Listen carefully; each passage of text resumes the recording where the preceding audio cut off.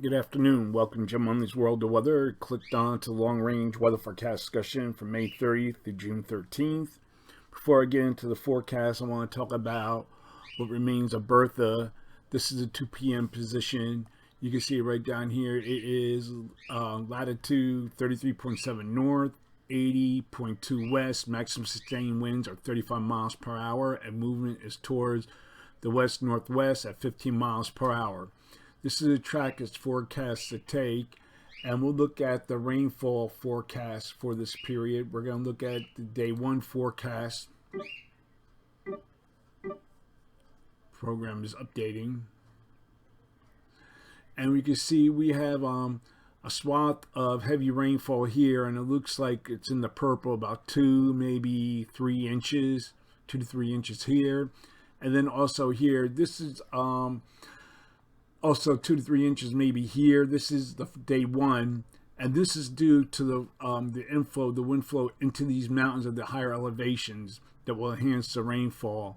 And then all this rain will have to run down to low-lying areas, so this will cause like a flooding problem. Then we're going to look at day 2 precipitation forecast, and it's lighter amounts, but we still have heavy rain here off the South Carolina coast because there'll be a second system moving through behind us. Now that's not tropical. Now we're going to look at the other models for this. We're going to look at the models for this forecast. I think this is it. Yep. Okay. Here we are at 8 p.m. tonight. Oops. 8 p.m. tonight. Here's the center here moving, and this is showing heavy rainfall. Again, it looks like 2 to 3 inches here across North Carolina. And then we go to 8 a.m. on Thursday, and it becomes more diffuse. But much of the rainfall now is in the Ohio Valley and parts of Pennsylvania. Then we go to 8 p.m. tomorrow night. Now it starts to interact with this frontal boundary here in the middle of the nation. That's the GFS. Then we'll look at the European. European shows 8 p.m. tonight. There's a center of circulation right here where that L is. And then we go to 8 p.m. It's pretty much an agreement. Much of the rain remains here in the Ohio Valley. Then we go to 8 p.m. on Thursday. And again, it starts to interact with this frontal boundary. What else I want to show you? Okay, this is it on satellite, visible satellite image. Here's the center right here. It looks like the center of circulation. I do see still some embedded thunderstorms. You can see with the higher tops here. This would be more like, let me see if I can outline it. Some here.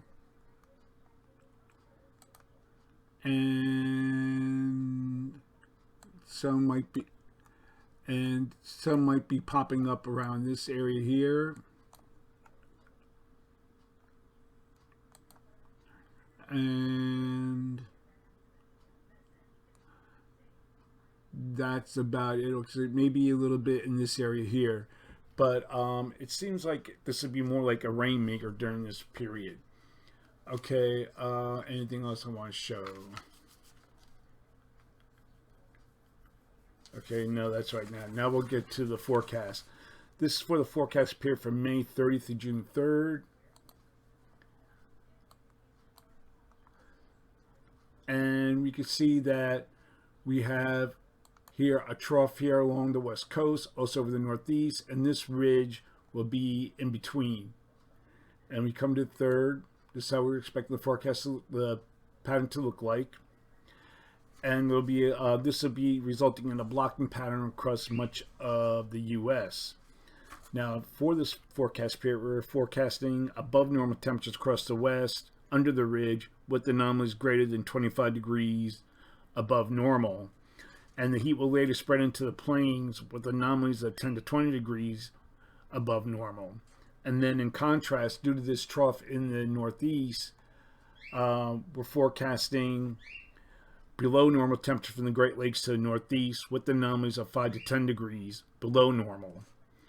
And an upper low is forecast to lift. Let me see if I can get it on the maps. It's forecast to lift into northeastward from Northern California to the northwest, and this will cause above normal precipitation, upper low, during Saturday. See it right here. And then we have above normal precipitation. Let me show you that map. Expecting above normal precipitation here and for much of this region, below normal here. Now we're going to look at the period for June 4th to the 8th. And the flow changes a little from the previous period with a trough along the west coast and the northeast with a sprawling ridge across the remainder of the nation. Like this. So for this forecast period, I am forecasting below normal temperatures here and here with anomalies of 4 to 6 degrees below normal. Above normal temperatures are forecast here with anomalies close to 12 degrees above normal. It's not in the forecast. I'll fix that. And then for precipitation,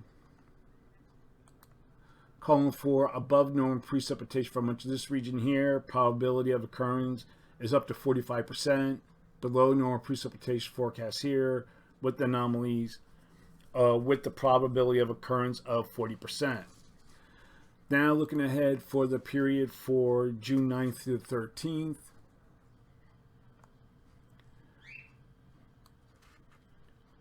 Most of the models keep the pattern intact with a trough here, ridge in between, except for the GEFS, which pushes this trough out, which brings a ridge here and a trough here in the west. Looking at the other model, let me see if I have it here.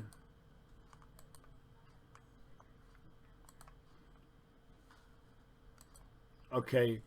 This is what I want. This is the European ensemble means, which more like a flatter flow with the ridge centered down here with above normal heights across southwest into the Mississippi Valley. I think this will be closer to what we're expecting. So for this forecast period, forecasting below normal temperatures here with anomalies of 2 degrees below normal, and then we have above normal temperatures for a vast area of the nation with anomalies of 4 to 8 degrees above normal. And for precipitation, calling for above normal precipitation here, probability of occurrence 40%. Below normal precipitation is forecast here, probability of occurrence is 35%. That's the long range weather forecast discussion from May 30th to June 13th. Thanks for coming to Jim Munley's World of Weather, and have a good day.